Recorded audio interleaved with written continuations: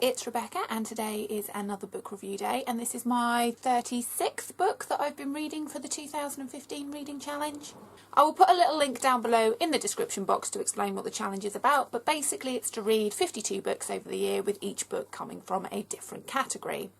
And the category that this book comes from is a book originally written in a different language. So I have been reading If on a Winter's Night a Traveller by Italo Calvino, translated from the Italian into English by William Weaver. So I will read you the blurb and then talk to you about the book. You go into a bookshop and buy If on a Winter's Night a Traveller by Italo Calvino. You like it, but there's a printer's error in your copy. You take it back to the shop and get a replacement.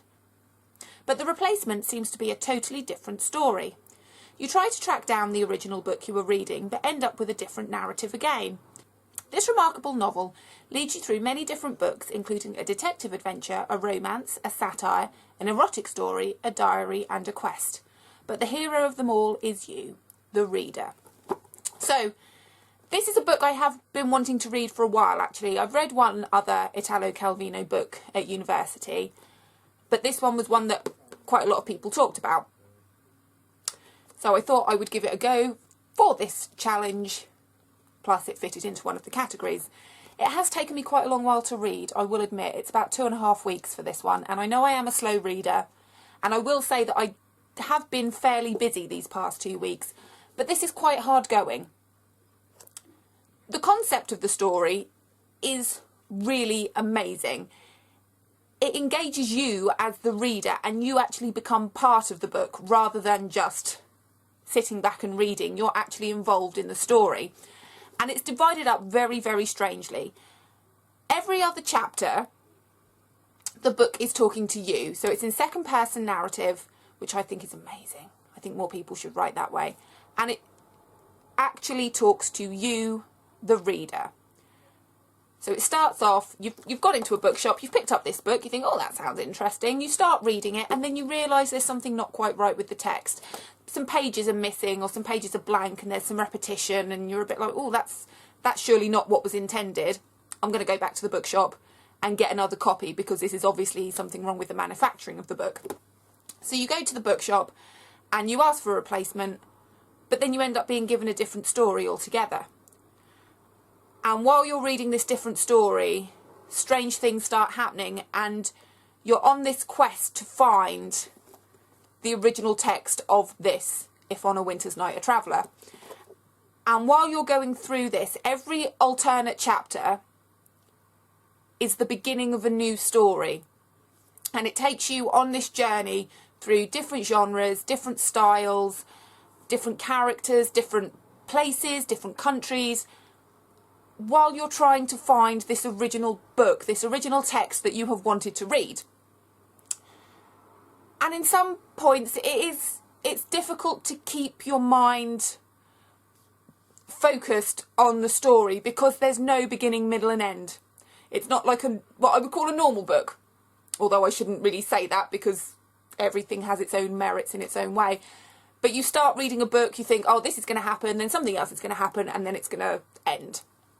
But this one, it starts, and then it starts, and then it starts, and there's about 12 beginnings and a bit of an ending. The ending, I will say, is brilliant. It makes you look at how you read. And as readers, I don't think we ever read the same book twice. Even if you've read a book, the same book 20 times, every time you read it, you will read it differently. You'll read it with new knowledge and new experiences and a new way of thinking. So even though you're reading the same words and the same story, your approach to it will be different. And this is what this book is really saying. Ultimately, as readers, we are building this world for ourselves with every word that we've read. Every book that we've read ultimately becomes one giant book. And I quite like that idea, that everything that we've ever read since the beginning of time, when we could first read, I don't know, 3 or 4 years old, when we first really pick up a book and we start to read,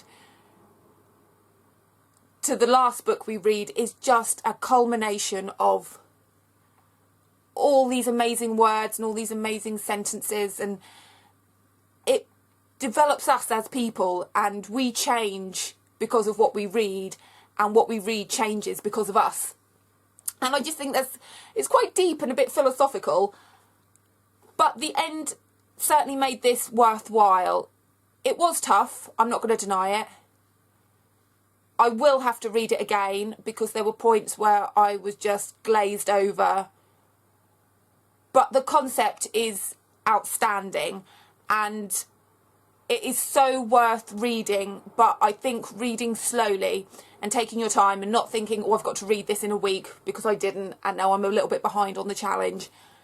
So when I read this again, I will take my time and I will thoroughly absorb everything in it, because it is just such a unique style, and it's so rare to find a book that just jumps out at you as something completely different. So although I can't really explain the story, it's basically the reader's quest to find this book, and travelling through, like I say, different worlds and different countries and different people and everything in order to find the final copy of If on a Winter's Night a Traveller. And it does just sum up everything brilliantly at the end. But like I say, I will have to read it again, and a bit slower and with more concentration. But certainly one worth reading if you want to read something a bit different and something that isn't your generic beginning, middle and ending.